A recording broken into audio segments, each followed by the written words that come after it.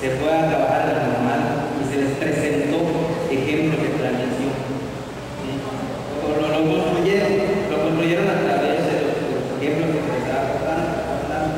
A nosotros se nos presentan en cursos, ¿sí? Diplomados, supuestamente se nos va a enseñar o se nos van a dar algunos modelos de cómo trabajar en las planeaciones para no hacerlo a ciegas, porque como usted dijo hace ratito, planear es imaginar, ¿sí? Pero no visto, pero para hacerlo necesitamos esas herramientas. Cuando yo escucho a ella que hicieron esas actividades, qué bueno, cómo me gustaría que eso se dé también con nosotros, pero creo que muchos maestros ahí está su problema, que no saben cómo planear con estas competencias que nos presentan. ¿Cómo vamos a dar este trabajo frente al grupo si no tenemos las herramientas adecuadas? Se nos otorgan libros y maestros, pero no nos otorgan cómo funciona. Entonces, recuerden que estamos hablando de independencia cognitiva de los estudiantes. Si nosotros queremos promover aprendizaje independiente por parte de los estudiantes, que nosotros tenemos la literatura en la mano a estudiar y sobre todo a aprendernos. Muchas veces, y lo decía alguien por ahí al inicio, tenemos el conocimiento, tenemos la experiencia, tenemos los recursos y no nos atrevemos porque no nos atrevemos a salir de la zona de confort. Lo voy a hacer porque lo he dado durante muchos años y me ha quedado. Y me siento seguro. Y no hago el ridículo. Y no me pongo a nada. Y no me critica. Entonces, démonos cuenta que usamos de clases, un grupo de estudiantes, un plan de estudios, un programa de asignatura y nosotros constituye el perfecto laboratorio humano para crear espacios de aprendizaje, grupos de aprendizaje, donde el aprendizaje adquiere las cualidades de líder y reúne a su alrededor a los alumnos y a nosotros. Pero tenemos que atrevernos a dar el salto, ¿verdad? Tratar de hacer el esfuerzo de planear bajo las indicaciones que recibimos y luego de ponerlo en práctica. Porque esa es otra cosa que he observado.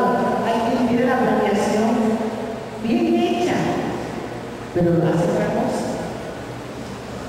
Tiene el papel muy bien planeado con conferencia, pero en la clase y se muestra. Yo lo hago como siempre para no cometer errores. Por miedo, es normal el miedo.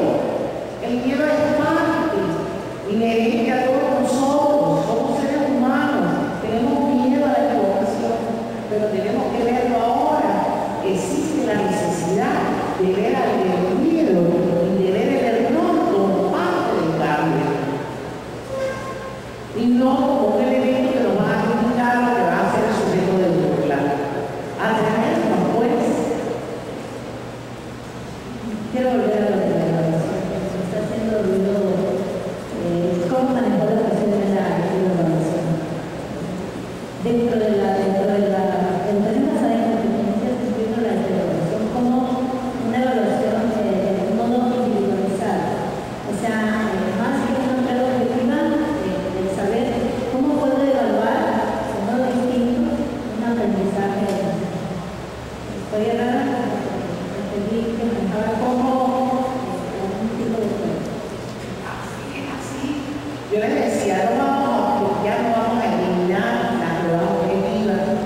No estamos todavía en el momento de eliminar el contexto educativo de los exámenes.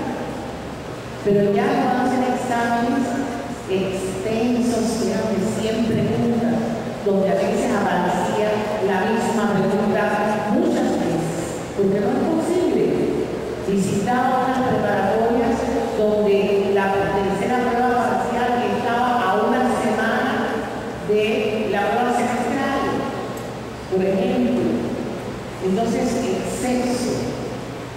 Si ahora dividimos 2 pruebas parciales en un semestre, pues nos queda tiempo, en horas, en semanas, para acumular información, objeto de evaluación.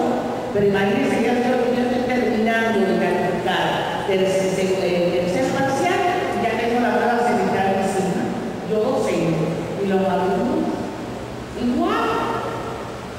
prepararse entonces sin tiempo y sin información, porque lo que hace es poder repetir las mismas preguntas de la tercera prueba parcial a la otra. Entonces, te estoy refiriendo a que la prueba objetiva debe también asumir los niveles de asimilación del aprendizaje. Y entonces ahí estamos redactando reactivos que responden a cada uno de los niveles. Se pueden quedar verdadero falso, los espacios, las relaciones columnas, pero son preguntas que involucran muy poco al participante. El estudiante relaciona, pero usted no sabe lo que hay detrás de esa relación. Ahora, cuando usted redacta, digamos, una situación proteica, un caso, digamos, de una situación para que el estudiante aplique recursos y dé una respuesta satisfactoria, ya estamos hablando de nivel de asignación aplicativa. Y cuando le pedimos a algo que provoca soluciones que cambien, el final que sustraiga, que incorpore, que modifique, que aumente, que incluya elementos, estamos proponiendo niveles, el tercer nivel de asignación de la aprendizaje. Y una misma prueba, a través de sus reactivos, se manifiesta, se expresa los diferentes niveles de asignación en las pruebas objetivas.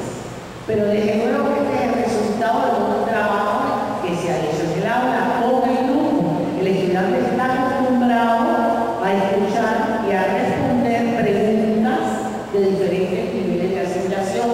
Por eso yo les decía, tenemos que convertirnos en expertos en redactar preguntas de diferentes niveles de asignación.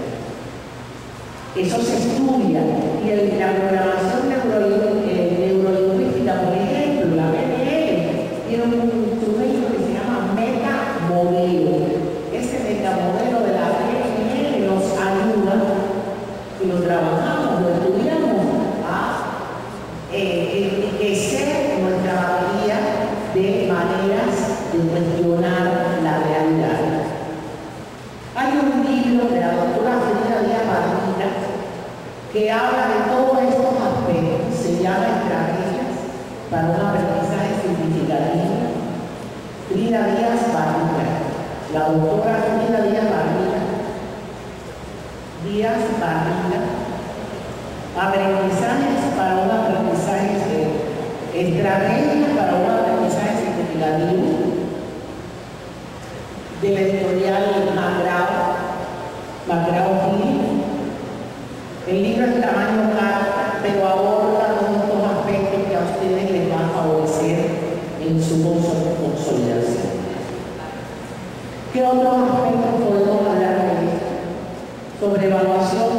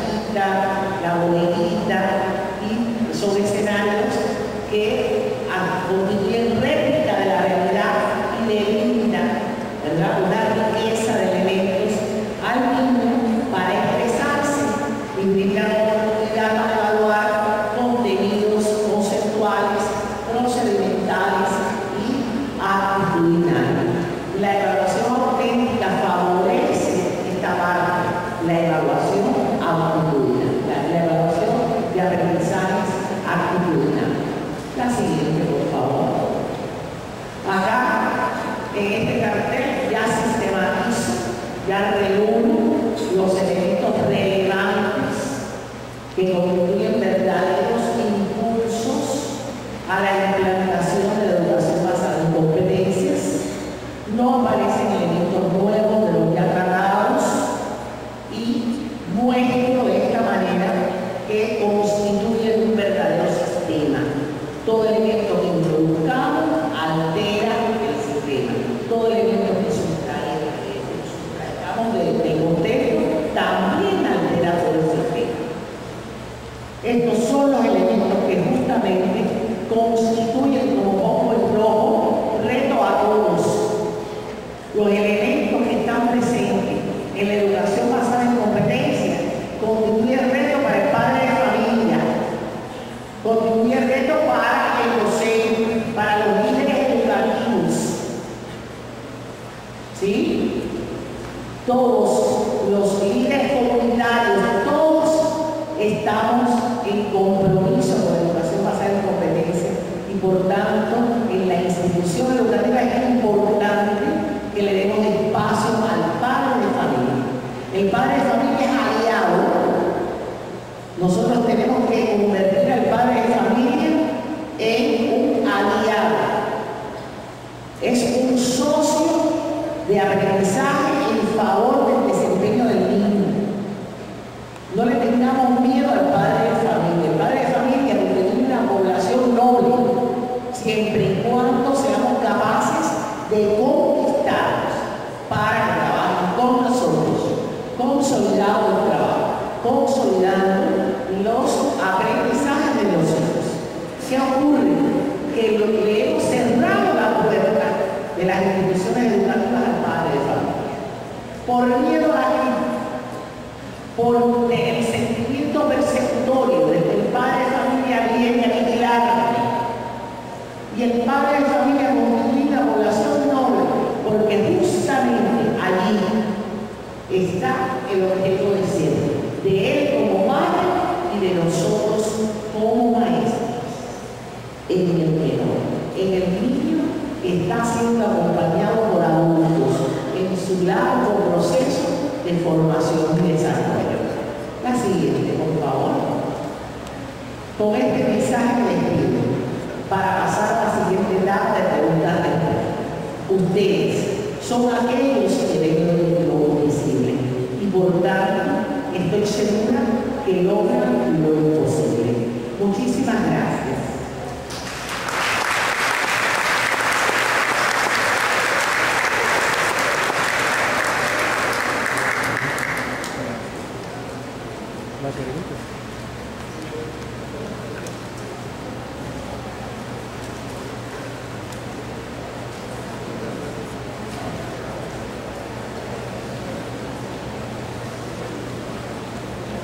Muy bien, maestra. Ahí en la escuela invitamos a los padres de familia para que vayan a ver cómo dan los maestros sus clases. Nos ha resultado muy bien porque los padres de familia ven cómo los maestros dan su clase. Entonces ellos ya se convierten en nuestros aliados. Inclusive pues ellos también aprenden cómo ayudar a sus hijos en sus tareas en la casa para que no haya, porque pues ellos les enseñaron la antigüita, ¿no? Y ahorita pues como ya es por competencias, entonces los papás ven y pueden apoyar a sus hijos también en sus tareas, pero ellos entran al salón de clase y ven como el maestro da sus clases. Eso quería comentar. Gracias. Gracias. ¿Alguien más? Bueno, doctora, solamente preguntar. Tenemos nosotros la prueba